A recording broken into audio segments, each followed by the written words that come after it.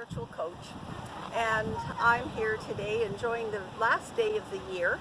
It hasn't always, we haven't had a whole lot of really enjoyable days this year. 2020's been pretty crazy. But I wanted to bring you some thoughts on celebrating the new year, which we hope will be a much healthier and happier year for all of us.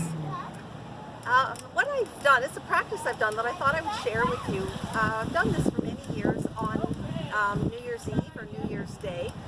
I always like to do a little reflecting, a little journaling, and thinking about the year that we're leaving behind and the upcoming year.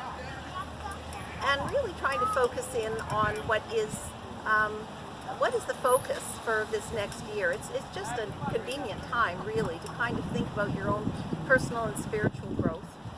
And because we do tend to have that idea of New Year's resolutions, we can take it a little deeper and think about intentions and where we're being called and what it is that our soul longs for, and how we're going to create our life in the next year. What are we going to focus on? For we know that what we focus on, that's where our energy goes, that's where our emotions go, and ultimately that's often what unfolds. We create our reality that way. So taking time to look at intentions is really valuable. So I promised I would give you this little exercise that I love. So the exercise is that on New Year's Day or New Year's Eve, you sit down and write out your intentions and put the date on it. So this year it would be December 31st, 2020.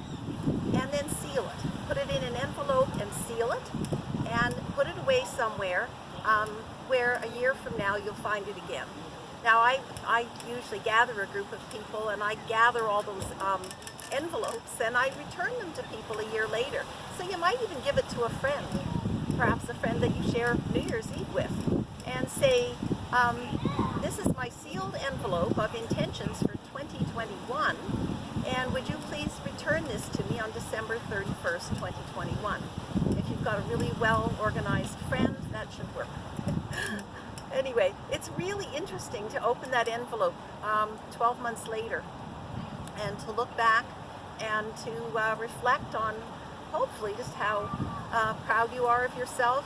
We often don't realize all the wonderful changes that we're making, the choices that we're making, things that are moving us and advancing us forward and really advancing our souls forward, until we stop and look back at a year ago and say, wow, look what I did. And there'll always be, oh, look what I didn't quite do, especially this year when we had so many limitations. And that's okay too, because sometimes it gives us a chance to rethink things and gather up our resources again and maybe take another shot at it. So I share this with you, and I wish you a very, very happy 2020.